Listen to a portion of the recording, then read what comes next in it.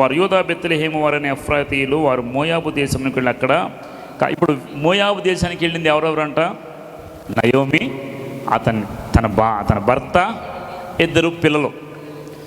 వివాహాలు అయిన వాళ్ళకి అప్పటికి కాలేదు. ఈ నలుగురు అంటే ఒక ఫ్యామిలీ, ఆ ఇంట్లో ఆడపిల్లలు 2 మగపిల్లలే, వాళ్ళ పేర్లు కూడా రాయబడి. వీళ్ళందరూ ఏం చేశారంటే, ఈ న్యాయాధిపతులు సంసోన్ చనిపోయాడు, ఇక న్యాయాధిపతులు ఎవరు లేరు, దేవుడు ఎవరిని పంపిస్తాడు? ఆ దేశానికంట దేవుడు కరువు పంపించాడు.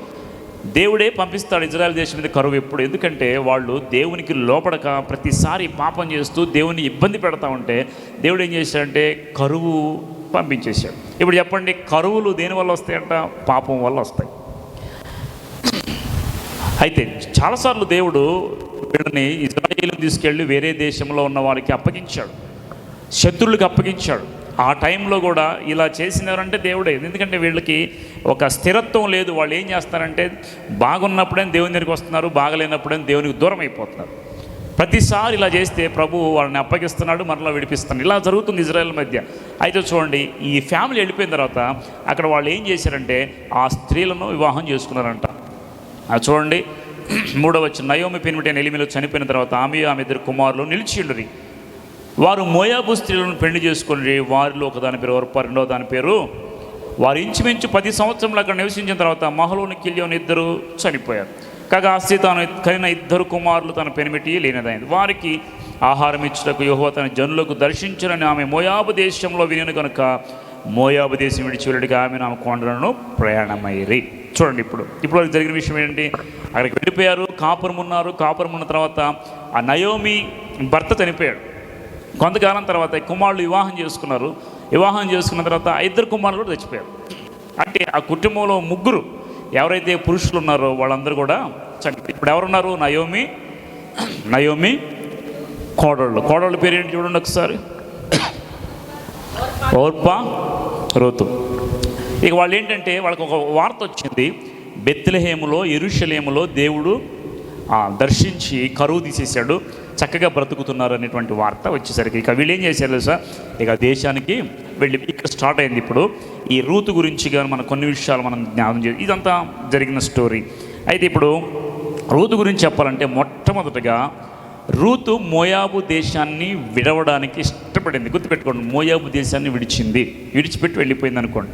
ఫస్ట్ పాయింట్ రూతు గురించి, మోయాబు దేశం విడిచి వెళ్ళింది. ఎక్కడికి వెళ్ళింది? ఏం జరిగిందంటే ఇప్పుడు అందంట రూతు అందంట, ఇదిగో కోడళ్ళారా మీకు ఒక విషయం చెప్తున్నాను, మీరు వినండి జాగ్రత్తగా. ఏంటంటే నాకు భర్త చనిపోయాడు, నాకు భర్త లేడు. ఇప్పుడు మీరు కూడా విధవరాండ్రుగా ఉన్నారు. మీ స్టోరీ అని తెలుసు, నేను లైట్గా చెప్తే వినండి. మీకు భర్త లేరు, మీరిద్దరు కూడా యవ్వన కాలం ఉన్నారు. కాబట్టి నేను మా దేశానికి వెళ్ళాలని ఆశపడుతున్నాను.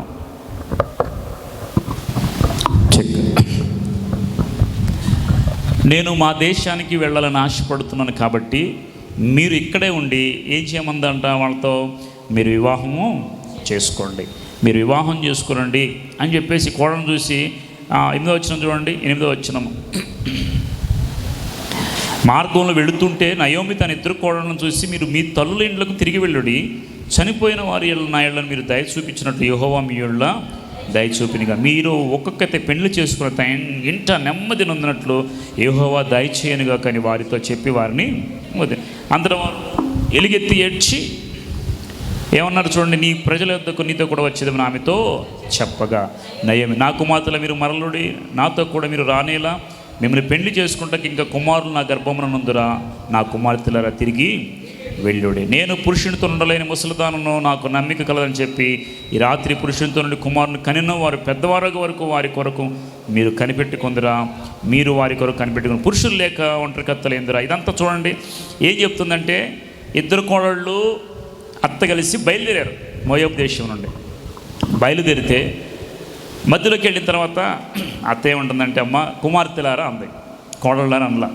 ఇప్పుడు కుమార్తెలారా అని చెప్పిన తర్వాత ఒక విషయం నేర్చుకోండి, అత్తలు ఎవరైనా ఉంటే దేవుడు మీతో మాట్లాడి అంటే కోడళ్ళని ఎలా పిలవాలంట?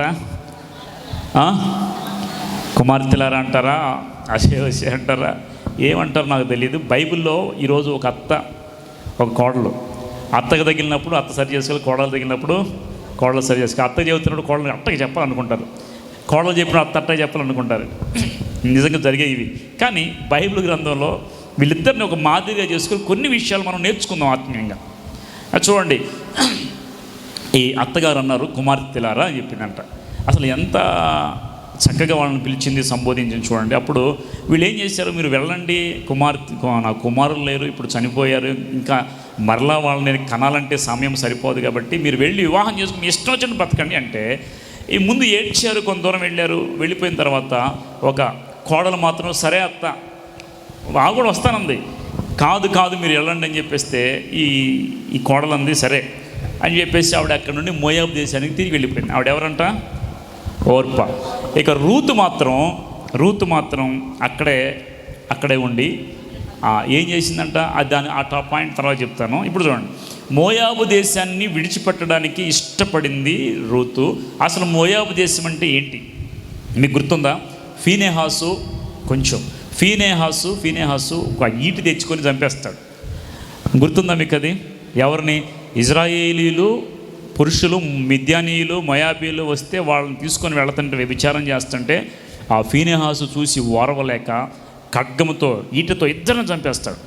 అసలు ఈ మోయాబీలు ఎవరు అని మనం ఆలోచిస్తే చూడండి ఒకసారి, ఆదికాండం 19వ అధ్యాయము 36వ వచనం చూడండి. ఆదికాండము 19:36. లోతు యొక్క ఇద్దరు కుమార్తెలు తన తండ్రి వలన గర్భవతులైరి, వారిలో పెద్దది కుమారుని మోయాబను పేరు పెట్టెను. అతడు నేటి వరకు మోయాబీలకు మూల పురుషుడిగా, చిన్నది కూడా కుమారుని కని బెన్నెమని పేరు పెట్టెను. అతడు నేటి వరకు అమ్మోనీయులకు, వినండి, అమ్మోనీయులు మోయాబీలు ఏ సంతానం అంట? లోతు సంతానం. లోతు చాలామంది అంటారు, ఏం బైబిల్ మీది, బైబిల్లో అంతా అక్రమంగా ఉంది. అక్రమంగా ఉంటే దేవుడు మోయాబీలు చేసుకోమని చెప్తాడా? మోయాబీలను, ఇక్కడ అమ్మోనీయులను దేవుడు ద్వేషించాడు. కారణం ఏంటి? వీళ్ళు అనుకున్నారంట, లోతు కుమార్తెలు మనం అందరం చనిపోయాం, ఇక్కడ సొదొమ గొమొర్రా అంతా పాడైపోయింది, ఇక మనకు పురుషుడు లేడు కాబట్టి తండ్రితోనే మనము పిల్లల్ని కందాం, కేవలం పిల్లల్ని కనాలనే ఉద్దేశంతో పిల్లల్ని కందాం అని చెప్పేసి తండ్రికి బాగా మత్తెక్కించి పిల్లల్ని కంటారు. వాళ్ళకు పుట్టిన కుమారుల్లోని మోయాబీలు, అమ్మోనీయులు, ఈ రెండు కూడా విడవబడినటువంటి సంతానము, దేవునికి ఇష్టం లేని సంతానం.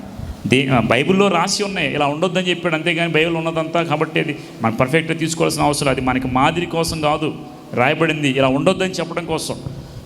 కాబట్టి ఈ మోయాబీలు దేశం ఒక దేశంగా ఏర్పడింది. మోయాబీలకి అర్థమవుతుందా?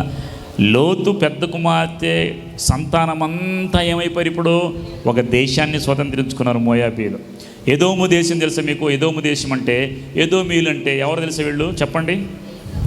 ఏశావు సంతానం అంతా ఎవరు వాళ్ళు? ఎదోమీలు అంటే ఎర్రని వాళ్ళు. ఇజ్రాయిల్ అంటే ఎవరు?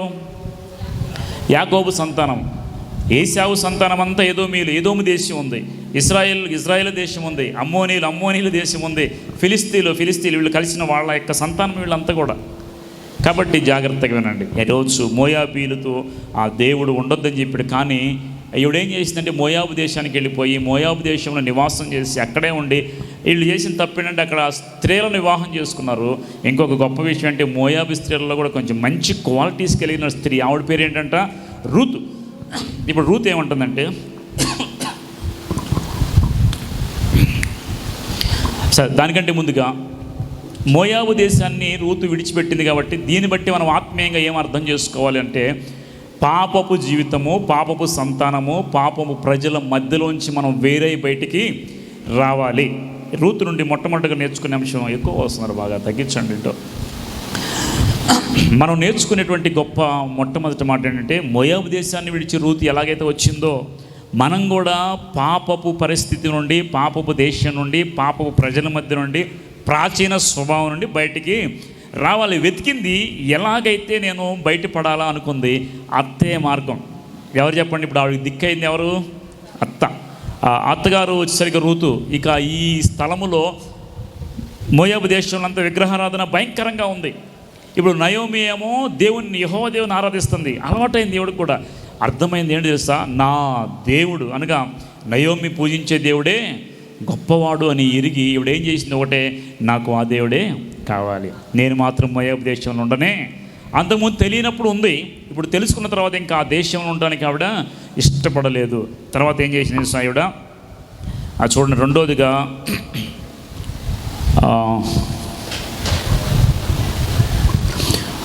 14 వచ్చిన చూడండి. వారు ఎలుగెత్తి ఏడవగా ఓర్పా తన అత్తను ముద్దు పెట్టుకొనెను, రూతు ఆమెను హత్తుకొనెను. రూతు ఏం చేసిందంట, అదిగో ఈమె, ఇదిగో నీ తోడి కోడలు తన జనుల యొద్దకు తన దేవుని యొద్దకు తిరిగిపోయినదే, నీవు నీ తోడుకోళ్ళు వెంబడి వెళ్ళమనెను. చూడండి ఇక్కడ ఏం చేసిందంటే, రూతు ఏం చేసిందంటే అత్తని హత్తుకుంది. రూతు అత్తను హత్తుకుంది. ఈవిడ ఇంకొక కోడలేమో వెళ్ళిపోతుంది. ఆవిడతో అంటుంది, అదిగో నీ తోడి కోడలు వెళ్ళిపోతుంది, కాబట్టి నువ్వు కూడా వెళ్ళిపోయి నీ దేవుడు ఎవరున్నారో ఆయన పూజించుకో అని చెప్పింది. అప్పుడు ఈవిడ అంటుంది, మాకు దేవుళ్ళు ఎవరు కూడా లేరు. ఏమని చెప్పము ఒకసారి.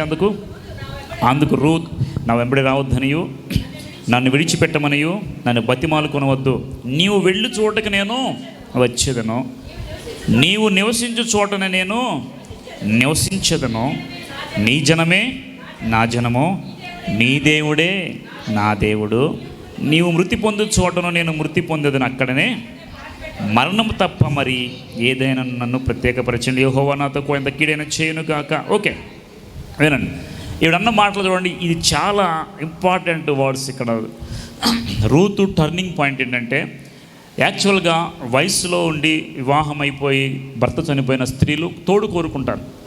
కానీ ఈ స్త్రీ ఏం చేసిందంటే అత్తను విడిచిపెట్టడానికి ఇష్టపడాల. మరి వయసు ఉంది, నేను వివాహం చేసుకోవచ్చు, చక్కగా నేను వివాహం చేసి సంతోషపడవచ్చు, అవకాశం ఇచ్చింది అత్తే. ఇప్పుడు కోడళ్ళు ఇష్టపడితే అత్తే ఆటంకం చేస్తే ప్రాబ్లం. కానీ ఇక్కడ అత్తే అవకాశం ఇచ్చింది, మీరు వెళ్ళిపోండి, మీ దేశంలో మీ దేవుడిని పూజ చేసుకోండి, ఎవరైనా వివాహం చేసుకోండి అని చెబితే మొదటి కోడలు కూడా కొంచెం కష్టంగా ఉన్నప్పటికీ సరే అని చెప్పేసి వెళ్ళిపోతుంది. సరే చూసుకుందాలి, పాపం వద్దాం అనుకుంది కానీ కొంతవరకే. కానీ అంత మనస్ఫూర్తిగా ఒక లేదు, చెప్పిన మాట ఏందో వెళ్ళిపోతుంది. అప్పుడు అంది రూతు, నువ్వు కూడా వెళ్ళిపోమంటే, అక్కడ అన్న మాట ఏంటంటే, నా వెంబడి రావద్దని మాత్రం నువ్వు అనొద్దు. ఎందుకంటే ఇక నుండి ఈ రోజు నుండి నీ దేవుడే నా దేవుడు, నీ జనమే నా జనము, నీ జనమే నా జనము, నీ దేవుడే నా దేవుడు. నీవు ఎక్కడ నివాసం చేస్తావు, నేను అక్కడే నివాసం చేస్తాను. ముసలావిడండి. ఇప్పుడు వీళ్ళిద్దరే ఉన్నారనుకోండి, ఆమెను పోషించే బాధ్యత ఎవరి మీద పడిద్ది? రూతు మీద పడిద్ది. అన్నీ ఆలోచించుకుందా లేదా? నా అత్తను పోషించాలేమో, నేను కష్టపడి పని చేయలేమో, నా అత్తకు చూసుకోలేమో, ఆవిడకి నేను లేకపోతే ఇంకెవరున్నారు, ఆవిడ కూడా ఒంటరిది అయిపోయింది కదా అని ఆలోచించింది తప్పితే తన స్వార్థాన్ని చూసుకోలేదు. ఈ రూతు కోడలు గురించి మనం ఆలోచించే మంచి కోడళ్ళకి ఒక బెస్ట్ ఎగ్జాంపుల్ రూతు. మంచి అత్తకు కూడా బెస్ట్ ఎగ్జాంపుల్ ఎవరంట? ఈరోజు ఈ కొన్ని విషయాలు మనం నేర్చుకుందాం. రూత్ ఏం చేసిందంట, నయోమిని హత్తుకుంది. రెండో పాయింట్, హత్తుకుంటాం అంటే ఏంటంటే అంటి పెట్టుకొని ఉండటం. ఎప్పుడు చిన్నపిల్లలు వచ్చి మన దగ్గరకు వచ్చి పెద్దవాళ్ళ దగ్గరికి ఎలాగే హత్తుకుంటారో అదే రీతిగా రూతు హత్తుకోవడం అంటే ఇంకా విడిచిపెట్టకుండా ఎప్పుడు తనతోడే ఉంటాం. దీని అర్థం ఏంటంటే, చాలామంది ఈ రోజుల్లో డబ్బులు హత్తుకుంటారు, ఆస్తిపాస్తులు కావాలనుకుంటారు, అంటే దానికోసం ప్రయాసపడతారు, ఏదేదో చూస్తారు, దేనికోసం ప్రయాసపడతారు. కానీ అర్థమైంది, విలువైనది ఏదైనా ఉంది అంటే వీడికి అర్థమైంది ఏంటంటే, నేను ఈ సమయంలో నా అత్తను విడిచిపెడితే ఆవిడికి తోడు లేదు కాబట్టి నాకు స్వార్థం ఉన్నా లేకపోయినా నేను మాత్రం నా అత్తతోనే ఉండాలి అని తీర్మానం చేసుకుంది, అర్థం చేసుకుంది. ఇంకా నీవు తప్ప నాకు వేరే మార్గం లేనే లేదు. ఎప్పుడైతే నేను ఒక విషయం చెబుతా, ఇప్పుడు నయోమిని స్వీకరించిందంటే ముందుగా ఎవరిని స్వీకరించింది? నయోమి యొక్క దేవుడిని స్వీకరించింది. నీ దేవుడే నా దేవుడు అంది. అది చాలా గొప్ప మాట. కాబట్టి మనం మంచి వాళ్ళమైతే మన పక్కన ఉన్న వాళ్ళు కూడా మన దేవుని దగ్గర వచ్చే అవకాశం ఉంది. అర్థమవుతుందా? నీవు మంచిగా బిహేవ్ చేసి నీ క్యారెక్టర్ బాగా ఉంటే నీ దేవుని దగ్గరికి వేరే వాళ్ళు రావడానికి అవకాశం ఉంది. కాబట్టి మన సాక్ష్యం అనేది చాలా ఇంపార్టెంట్. నయోమితో అంటుంది, నీ దేవుడే నా దేవుడు, నీ జనమే నా జనము, ఇంకా నాకు జనాంగం లేరు. మోయాబు దేశంలో ఉండి పాపం చేసే కన్నా, మోయాబు దేశంలో ఉండి విగ్రహారాధన చేసే కన్నా నేను సజీవుడైన దేవుణ్ణే వెంబడిస్తాను. అందుకని ఏం చేసింది? ఆ పాపాన్ని విడిచిపెట్టేసింది, ఆ మోయాబు దేశాన్ని సొంత జనులను విడిచిపెట్టేసింది. అబ్రహాము ఏం చేశాడు? దేవుడు అబ్రహామును నీ సొంత జనాంగాన్ని విడిచిరమ్మంటే వచ్చాడా లేదా? అందరిని విడిచిపెట్టి వచ్చేసాడు. ఈరోజు మనం ఆశీర్వదించబడాలంటే మొట్టమొదటిగా విడిచిపెట్టాలి. దేన్ని? పాపపు స్థితిని, పాపపు లోకాన్ని, పాపంలో బ్రతుకుతున్న జనాంగాన్ని విడిచిపెట్టడం అంటే అట్లా పాపాన్ని విడిచిపెట్టడం. కాబట్టి వేరైపోయి ప్రత్యేకించబడాలి. ఇప్పుడు ఎక్కడైతే సమృద్ధి ఉందో అక్కడికి వెళ్ళాలి మనం. వీళ్ళు ఎక్కడికి బయలుదేరారంటే మరలా బెత్లెహేముకు బయలుదేరారు, యెరూషలేము ప్రాంతానికి. ఎందుకంటే అక్కడ దేవుడు మరలా పాపములోనే ఉండలేదు, బ్రతుకు తెరువు కోసం వెళ్ళారు. కానీ అక్కడే ఉన్నారు వాళ్ళు, బెత్లెహేముకి మరలా వస్తూ ఉన్నారు. చూడండి, ఇప్పుడు ఈవిడ అంటుంది కదా, హత్తుకొని ఉన్నట్టుగా మనం కూడా దేవుణ్ణి హత్తుకొని ఉండాలి. తర్వాత ద్వితీయోపదేశకాండం 4వ అధ్యాయము చూడము ఒకసారి. ద్వితీయోపదేశకాండం 4వ అధ్యాయము 4వ వచనం.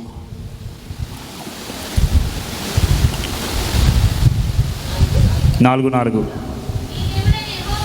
నీ దేవుడైన యెహోవాను నేటి వరకు సజీవులై దేవుడైన యెహోవాను హత్తుకొనిన మీరందరూ ఎలా ఉన్నారంట? నేటి వరకు. ఇప్పుడు చూడండి, దేవుని హత్తుకుంటే కలిగే ఉపయోగం ఏంటంట? సజీవుల లెక్కలో మనము ఇక్కడే కాదు, భూమి మీదే కాదు, పరలోక రాజ్యంలో కూడా ఎప్పుడూ సజీవులుగా ఉంటాయి ఎవరిని హత్తుకుంటే.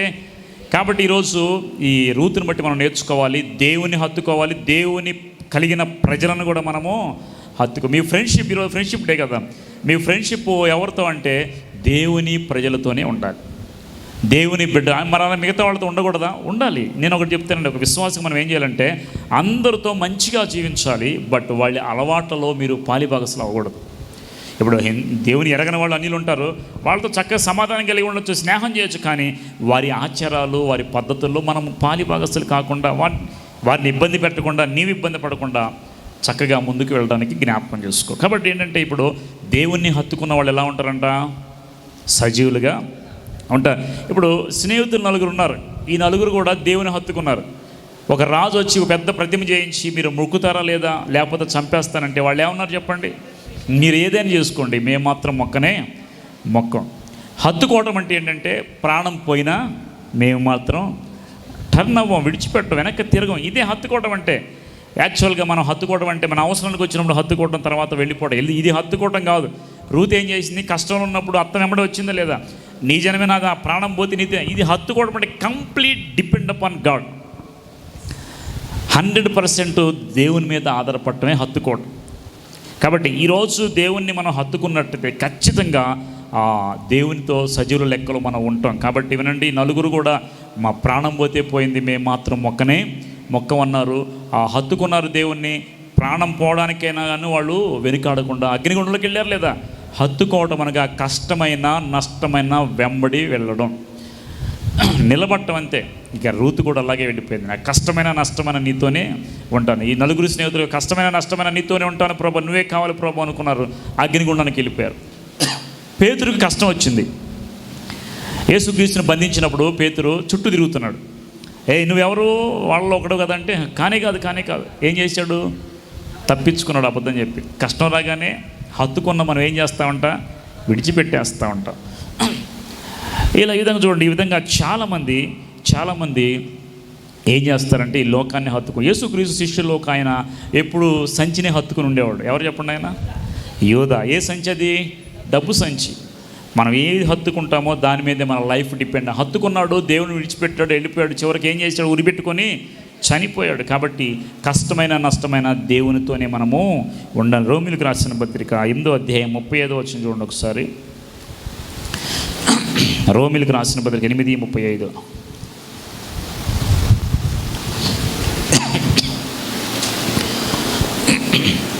క్రీస్తు ప్రేమ నుండి మనల్ని ఎడబాపువాడెవడు? శ్రమ అయినను, బాధ అయినను, హింస అయినను, కరువైనను, వస్త్రహీనత అయినను, ఉపద్రవమైనను, ఖడ్గమైన మనల్ని ఎడబాపున చాలు. ఏదన్నా దేవుని ప్రేమ నుండి ఎడబాపేది ఉందా?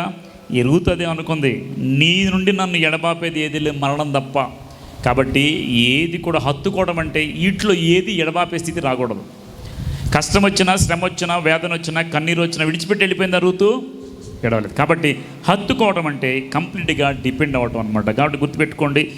తర్వాత ఏం చేసిందంటే ఈవిడ ఇంకొక విషయం ఏంటంటే, ఈ అత్త కోడలికి ఒక మంచి మార్గం చూపించింది. ఎప్పుడైతే మోయాబు దేశం విడిచి అత్తను వెంబడించి బెత్లెహేముకి వచ్చిందో లైఫ్ మారిపోయింది. మీకు తెలుసు ఏం జరిగిందో. మోయాబు దేశంలో ఉండటం అయితే మోయాబుల్ని మరలా పెళ్లి చేసుకొని అక్కడే ఉండిద్దాము, కానీ అంత ఆశీర్వాదం ఉండేది కాదు.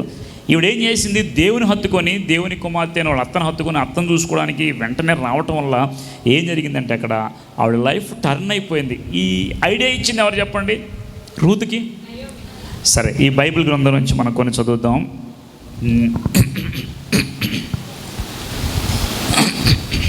2వ అధ్యాయము చూడండి. 2వ అధ్యాయము 1వ. నయోము పెనిమిటికి బంధువుడు ఒకడు ఉండెను. అతడు ఎలీమెలెకు వంశవాడే ఉండెను. అతని పేరు బోయజు. గురించి నెక్స్ట్ మీకు క్లియర్గా చెప్తాను. ఈరోజు మాత్రం పైన ఒకసారి జ్ఞాపకం చేద్దాం.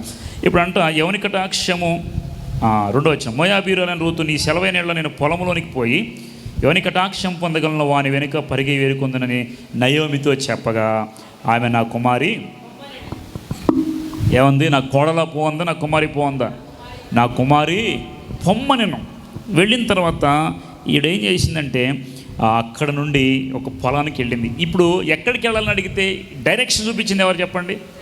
అయ్యో, అత్తకి ఎక్స్పీరియన్స్ ఎక్కువ ఉంది కాబట్టి, కోడలకి ఇక్కడ ఏం తెలియదు కాబట్టి అత్తను అడిగింది, నన్ను ఏం చేయమంటావు, నేను ఎక్కడికి వెళ్ళమంటావు, నేను పని చేద్దాం అనుకుంటున్నా, ఎక్కడికి వెళ్ళి పని చేయమంటావు అంటే, ఇదిగో మన బంధువుడు ఒక ఉన్నాడు, ఆయన మంచివాడు, పలానా ప్రదేశానికి వెళ్ళిపోయి అక్కడ పనిలో చేయని చెప్పింది. ఆయన ఎవరంట? బోయజు. ఆయన పనిలోకి వెళ్ళిన తర్వాత ఈవిడు వెళ్ళగానే ఈవిడ గురించి బోయజుకి అంతా తెలిసింది. ఏమని? నేను నీ గురించి విన్నానమ్మా, భర్త చనిపోయి చాలా దుఃఖంలో ఉన్నారు, సరే నేను నీకు ఆజ్ఞయిస్తున్నాను, నువ్వు పొలంలోనే పరిగేరుకో, ఇంకెక్కడికి కూడా నువ్వు వెళ్ళొద్దు, ఇక్కడ పొలంలోనే ఉండు అని చెప్పాడు. చెప్పిన తర్వాత రోజు గమనిస్తూ ఉన్నాడు, ఆవిడ పరిగేరుకుంటూ ఉంది, చక్కగా చాలా పద్ధతిగా పనిచేస్తూ ఉంది. మరలా తర్వాత వచ్చి ఆయన ఏమన్నాడు తెలుసా, ఈ పొలంలో పనిచేయడానికి 3వది ఏంటంటే హత్తుకుంది, 2వది 3వది ఏంటంటే పొలంలో పనిచేయడానికి పనికి వెళ్ళింది ఈవిడ. ఎవరు? ఇస్త్రీ. ఎవరంటే ఆవిడ? కోడలు రూతు. అత్తను పోషించాలి కదా, అత్త ముసలిదైపోయింది. అత్తను పోషించడానికి కోడలు ఏం చేసింది, పనికి వెళ్ళటానికి నిర్ణయించుకుంది. ఎవరు పనికి వెళ్ళిందంట? బోయాజు పొలంలో పనికి పొలం వెళ్ళి పొలంలో పని చేస్తాం. అంతా మన 2వ అధ్యాయంలో చూస్తే 1వ అధ్యాయం నుండి 5వ వచనం. అప్పుడు బోయజు ఉంచబడిన తన పనివారిని చూచి, ఈ చిన్న దేవురని అడుగగా, కోయివారి మీద ఉంచబడిన పనివాడు, ఈమె మోయాబు దేశం నుండి నయోమితో కూడా తిరిగి వచ్చిన మోయాబీరని యవ్వనురాలు. ఆమె ఏంటి, నేను కోయివారి వెనుక పనుల మధ్య నేరుకొని కూర్చుకుంటూ దయచేసి నాకు సెలవిమ్మని. ఇంకొక విషయం చూడండి, పొలంలోకి వెళ్ళి పర్మిషన్ అడిగింది. చాలామంది ఏం చేస్తారంటే, పొలాలు మీరు ఎప్పుడు గమనించారు లేదో, పొలం వైపు వెళ్ళినప్పుడు నైట్ కుప్పలు లేపేస్తూ ఉంటారు. కోసేవాళ్ళు కూడా పరిగిలు వేసుకున్న వాళ్ళకి వెనక విసిరేస్తూ ఉంటారు, దొంగతనం చేస్తూ ఉంటారు. ఈవిడ వెళ్ళిపోయి పర్మిషన్ అడగకుండా పనిచేయాల. అత్తను అడిగింది, అత్త దగ్గర పర్మిషన్ ఎవరి దగ్గరికి వెళ్ళాలి, వెళ్ళిపోయింది. అత్త చెప్పింది కానీ వెళ్ళిపోయి పొలంలో దిగేలా. వెళ్ళి అక్కడికి వెళ్ళి ఆయన పర్మిషన్ అడిగింది, నీ పొలములో నేను పరిగేరుకోవడానికి నాకు సెలవిమ్మని పర్మిషన్ అడిగింది. ఈ పర్మిషన్ అడగడంతో ఒక బోయాజుకి మనసులో దయ కలిగింది. నిజం కదా, అడగకుండా తీసుకోవచ్చు పరిగంటే. కానీ పరిగంటే ఏంటి చెప్పండి? అసలు కోతలు కోసి వెళతా ఉంటే, కుప్పలేస్తూ ఉంటే అక్కడక్కడ 2 పరకలు మిగిలిపోతాయి. ఆ మిగిలిపోయిన పరకలను ఎరుకొని కొంచెం ధాన్యం తెచ్చుకొని తింటారు వాళ్ళు. అంటే అసలు ఏమీ లేని స్థితిలో ఉన్నవాళ్ళు చేస్తారు, పరిగెలు ఏరుకుంటారు. ఇలాంటి పరిస్థితిలో ఉన్న ఆ స్త్రీని తర్వాత ఆయన చూసి అన్నాడు, ఒక మాట అన్నాడు, దయచేసి నాకు సమయం అని అడిగితే, ఆమె వచ్చి ఉదయం మొదలుకొని ఇదివరకు ఏరుకొని చుండు, కొంతసేపు మాత్రం ఆమె ఇంట కూర్చుండేనని వాడు చెప్పాడు. చూడండి, ఉదయం నుండి సాయంత్రం దాకా పనిచేసి కొంతసేపు మాత్రమే రెస్ట్ తీసుకున్నాను. చాలామంది పని చేసినప్పుడు ఎక్కువసేపు రెస్ట్ తీసుకుని తక్కువసేపు పని చేస్తారు. కానీ రూతు మాత్రం ఏం చేసిందంట, ఎక్కువ పని తక్కువ రెస్ట్. తర్వాత అప్పుడు బోయజు 8వ వచనం. అప్పుడు బోయజు రూతుతో, నా కుమారి నా మాట విని వేరొక పొలంలో ఏరుకుంటకు మాత్రం నీవు పోవద్దు, దీన్ని విడిచిపోవద్దు, ఇచ్చడు నా పనికత్తెలెద్ద నిలకడగా వారు కోయు చేను కనిపెట్టి వారిని వెంబడించుము, నిన్ను ముట్టకూడదని యవ్వనులకు ఆజ్ఞాపించి ఉన్నాను.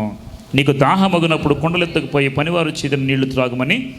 అందుకు ఆమె సాగిలిపడి తల వంచుకొని, ఏమి తెలిసి పరదేశిన నా యందు లక్ష్యం ఉంచినట్టు నీ కటాక్షం కలిగినని చెప్పగా, బోయజు, నీ పెనిమిటి మరణమైన తర్వాత నీ అత్తకు చేసినదంతయో నాకు ఇవేనండి జాగ్రత్తగా. అసలు ఏంది, నేనే మంచిదాన్ని అని చెప్పి నాకు ఇంత ఆఫర్ ఇచ్చావని బోయజుని అడిగితే, బోయజు అంటాడు, నేను విన్నాను, నీవు నీ అత్తకు చేసిన మంచితనం అంతా నేను విన్నాను, నాకు తెలిసింది. నీవి నీ తల్లిదండ్రులను నీ జనమును విడిచి ఇంతకుముందు నీ ఎరుగని జనమునకు వచ్చితివి. యెహోవా నీవు చేసిన దానికి, ఇశ్రాయేలు దేవుడైన యెహోవా రెక్కలకి సురక్షితంగా ఉన్నట్టు నీవు వచ్చితివి, ఆయన నీకు సంపూర్ణమైన బహుమానం ఇచ్చునని ఆమెతో చెప్పాడు. చూడండి, ఇప్పుడు వినండి జాగ్రత్తగా. మరి పరిగెరుకుని అంటే చక్కగా పరిగెరుకుంటే ఆయన ఏమన్నాడు సార్, నిలకడగా ఇక్కడే పనిచేయి. చూసాడు ఆమెని, ఆమె ప్రవర్తన కనిపెట్టాడు 2-3 రోజులు. కనిపెట్టి ఎక్కువ పని చేస్తుంది, తక్కువ రెస్ట్ తీసుకుంటుంది. అసలు ఈమె ఎవరైనా అడిగితే మొత్తం రెస్ట్. ముందు అడిగింది పర్మిషన్ తీసుకున్న తర్వాత అన్నీ గమనిస్తూ ఉన్నాడు బోయాజు. పిలిచి, అమ్మా ఇదిగో నీకు దాహం అయితే మంచిది తాగు, ఉదయం నుండి సాయంకాలం వరకు నీ ఇష్టం వచ్చినట్టు ఏరుకో. వాళ్ళకు కూడా చెప్పాడు, అమ్మాయి కొంచెం వదిలేయండి అని చెప్పేసి. ఈ విధంగా పెరిగేరుకుంటా ఉంటే నీ ఇష్టం, ఇంకెక్కడ పోవద్దు, ఇంకా నా పొలంలోనే నువ్వు పరిగెరుకొని ఒక పర్మిషన్ ఇచ్చాడు కంప్లీట్గా. చాలామంది పరిగెరుకుంటే కుప్పలోని తీస్తా అంటే ఏమంటారు యజమానులు, పొలం పంట యజమానులు ఏమంటారు, దొంగతనం చేస్తాను, ఇక్కడ తప్పితే దొరకలేదు, తెచ్చుకో, ఇంకో చోటుకి వెళ్ళి పంపించేస్తారు. నాకు తెలుసు, నేను చూసే కళ్ళతో ఇదివరకు. అదే రీతిగా రూతుని మాత్రం నువ్వు ఎక్కడికి వెళ్ళొద్దు, ఇక్కడే పని చేసుకో అన్నాడు. పని చేసుకోండి. ఎన్ని మంచి ఆఫర్స్ ఇస్తుంటే ఆవిడ అడిగింది, అయ్యా నా మీద నీకు దయ ఎందుకు కలిగింది, ఎందుకు కటాక్షం చూపించావంటే, ఇదిగో నీవు నీ అత్తకు చేసినదంతా నేను తెలుసుకున్నాను, దేవుడే నీకు ప్రతిఫలం ఇచ్చునుగాక. అక్కడ ఉంది కదా, యెహోవా నీవు చేసిన దానికి. ఈరోజు కోడళ్ళైన వాళ్ళు వినండి జాగ్రత్తగా, కోడళ్ళైన వాళ్ళు జాగ్రత్తగా వినండి. నీ అత్త సంగతి చక్కగా చూసుకున్నంటే నీకేం తెలుసు మా అత్త గురించి అని ఒకటే మాట మాట్లాడదు. నీకెందుకు ఎలాగుంటే నీ అత్త బాధ్యత నీది. అప్పుడు కోడలు ఏం చేయాలంట, ఇదిగో ఈ అత్త కోసం ఏదైతే విడిచిపెట్టి సొంత జనాంగాన్ని, సొంత వాడిని విడిచిపెట్టి వచ్చిందో ఇదంతా తెలిసినప్పుడు, అరే యవ్వన కాలం స్త్రీ అవకాశం ఉంది, వివాహం చేసుకుని ఇవన్నీ విడిచిపెట్టి ఒక అత్త కోసం వచ్చిందంటే ఈవిడలో సంథింగ్ స్పెషల్ ఏదో ఉంది అనుకుని పోయాచ్చు. అందుకే అంటాడు కదా, కనికరం చూపించాడు.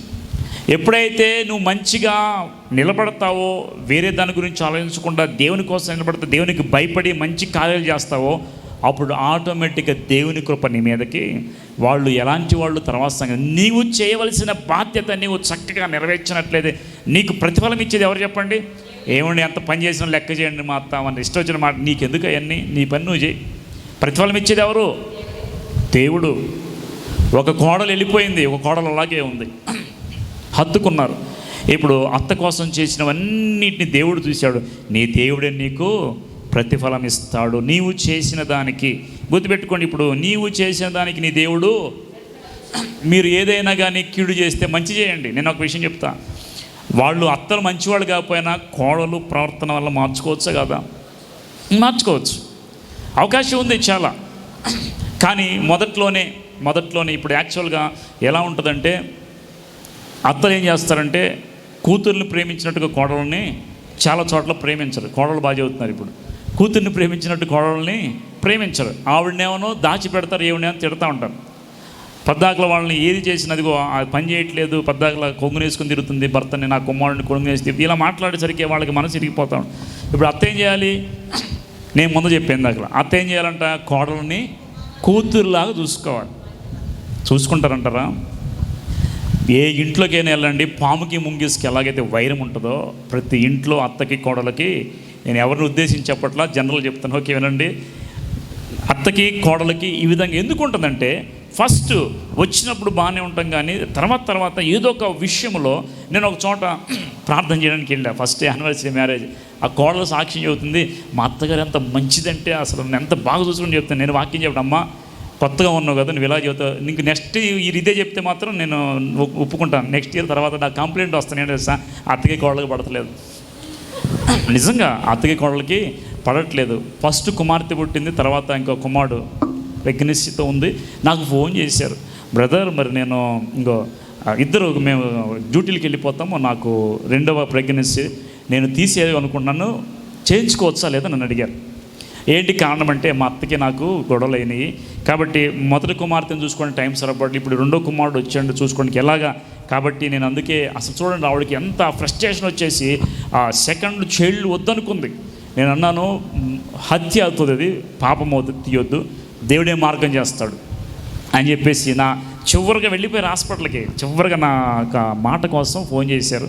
నేను చెప్పిన తర్వాత కష్టమైన ఇంటికి తిరిగి వచ్చారు. నిజంగా ఈరోజు అబ్బాయి పుట్టాడు చక్కగా, మరి అత్త కోడలు ఎలా ఉన్నాను దగ్గర, కానీ తప్పదు, ఇంకా చూసుకోవాలి. ఈరోజు కష్టం ఉందని రేపు ఉంటుందా, పోగొట్టుకుంటే మళ్ళీ దొరుకుతుందా? కాబట్టి తొందరపడి నిర్ణయాలు తీసుకోకూడదు. కాబట్టి అత్త ఎలా చూడాలంటే, కోడలని కుమార్తెలాగా చూడాలి. కూతుర్ని ఏం చేస్తారంటే దాచి పెడతారు, కూతురుతో బాగుంటారు. కోడలు వచ్చేసరికి చాలా కష్టంతో చూస్తూ ఉంటారు. ఎందుకంటే ఎక్కడో పెరిగి వచ్చింది కదా, ఎక్కడో పెరిగి వచ్చింది కదా, నా కుమార్తె కాదు అని అనుకుంటారు. అత్తలలా ఉండకూడదు. కుమార్తెలాగా నువ్వు ఎప్పుడైతే చూసుకుంటావు, కోడల దగ్గర ప్రేమ దొరికింది. కోడలు ఎప్పుడైతే నువ్వు నీ తల్లిలాగా చూసుకుంటావో, నీ తల్లి ప్రేమ ఇక్కడే దొరుకుతుంది. ఏమైనా చిన్న ప్రాబ్లం వస్తే ఫోన్ చేసి, అమ్మా నన్ను ఇలా తిట్టాడు, అమ్మా నన్ను అలా చేశారు, ఇలా ఇది చేస్తా అని కంప్లైంట్ చేస్తూ ఉంటారు. నేను ఒక విషయం చెప్తా, బైబిల్లో ఒక మాట ఉంది, జ్ఞానవంతుడు తన ఇల్లు ఏం చెప్పండి మరలా